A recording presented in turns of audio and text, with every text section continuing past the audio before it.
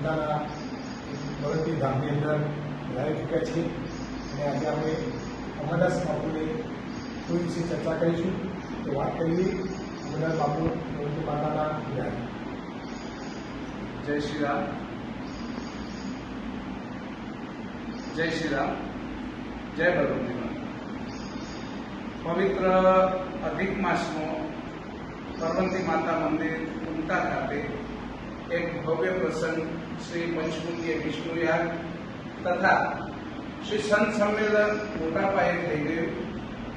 એક દિવસ પરવંતી માતાના સાનિધ્યમાં બેઠો તો મારે એવી પ્રેરણા જાગી કે હે માં, કંઈક આપણે અહીંયા પ્રસંગ કરીએ. માં, મારી ઈચ્છા છે કે હું એક વિષ્ણુ યાગનું આયોજન અહીંયા કરું અને એક સંત સંમેલનનું આયોજન કરું. ત્યારે અમારે ત્યાં હાલોલથી પધારેલ નાયક પ્રકાશભાઈ બાબુલાલ એ વખતે અહીંયા બેસ્યા હતા અને એમને મેં વાત કરી કે માએ તમારા એક પ્રેરણા કરી છે. મેં જ્યારે અહીંયા ચિઠ્ઠી નાખી ત્યારે તમારું નામ આવ્યું છે. માતાએ તમને સવાઈ દાન કરવાની ઈચ્છા જાગૃત કરી છે. તો પ્રકાશભાઈએ તરત હા પાડી કે હા બાપજી, આ આયોજનમાં મારો પૂર્ણ સહયોગ રહેશે. પછી એક વખત કોલવડા ગાંધીનગર ખાતે ધર્મેન્દ્રસિંહ મહેન્દ્રસિંહ વાઘેલા એમના ત્યાં અમે 11 સંતોના ભોજન પ્રસાદનું આયોજન કર્યું હતું. ત્યાં અમે ગયા. ત્યાં અમે જ્યારે ભોજન પ્રસાદ લઈ રહ્યા હતા ત્યારે મેં વાત કરી કે મારે આવો માતાજીની ઈચ્છાથી પ્રસંગ કરવો છે. તો ત્યાં ધર્મેન્દ્રસિંહે પોતાની ઈચ્છાથી કે બાપજી, કેટલા માણસનું રસોડું જમણવાર થશે?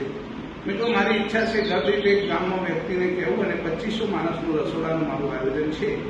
અને તરત જ ધર્મેન્દ્રસિંહજીએ હા પાડી દીધી કે બાપજી, જે પણ ખર્ચો થશે એ હું અર્પણ કરવા તૈયાર છું.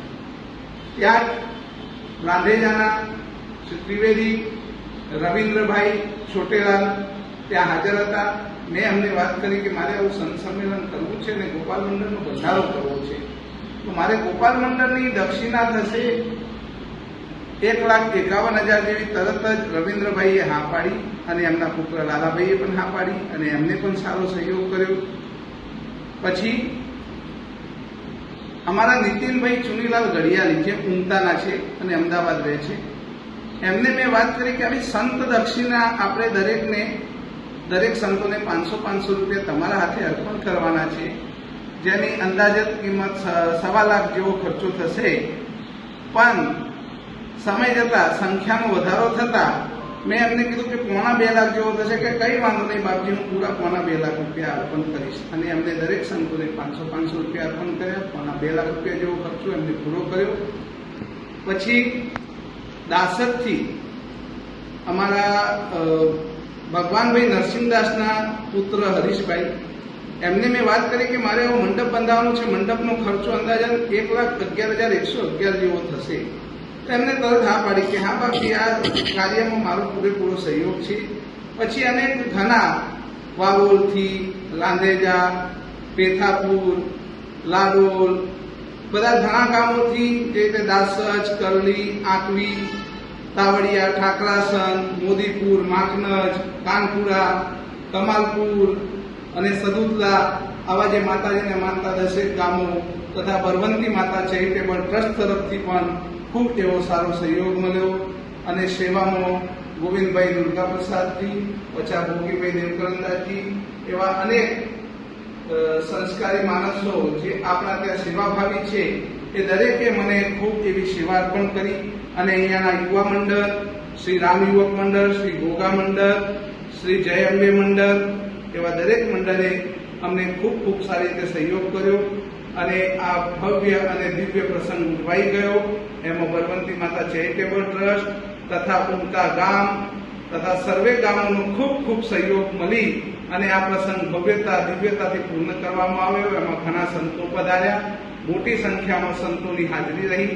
એમાં નિર્મોહી અને અખાડાના મહંત શ્રી રાજેન્દ્રદાસજી મહારાજ, ખાખી અખાડાના શ્રી મોહનદાસજી મહારાજ તથા કલોલથી અમારા ગુરુદેવ શ્રી મહંત રામ મનોહરદાસજી મહારાજ અને બનાસકાંઠા મંડળના શ્રી દયાલપુરીજી મહારાજ તથા મહેસાણા મંડળના પ્રકાશપુરીજી મહારાજ, મહેશ્વરથી સોમાનંદ સરસ્વતીજી મહારાજ, ભૂતલકાથી નિજાનંદજી મહારાજ, સર્વે અનેક દિવ્ય પુરુષો અહીંયા પધાર્યા અને બહુ જ ભવ્ય અને દિવ્ય પ્રસંગ ઉજવાઈ ગયો. એમાં સૌનો સાથ સહકાર થયો. ખૂબ ખૂબ આનંદ અને ઉત્સાહથી આ આયોજન પૂર્ણ થયું. એ બદલ સર્વે ગ્રામજનો અને સર્વે પ્રતિ હું આભાર વ્યક્ત કરું છું. જય શ્રી રામ, જય બલવંત. જય બળવંત દાદા. આપણે પૂરી કહાની જાણી અને આપણે જે એમને વિજાઈ ગયો એનું સંપૂર્ણ વિશ્લેષણ અને આભાર વ્યક્ત કર્યો. તો હું આજે અમારા બાપુનો પણ ખૂબ આભાર માનું કે એમને આવો મોટો પ્રસંગ મળ્યો. તો હું એમને નમસ્કાર કરી અને પોતાનો મારો વતન કરીશ. જય શ્રી રામ. સરસ.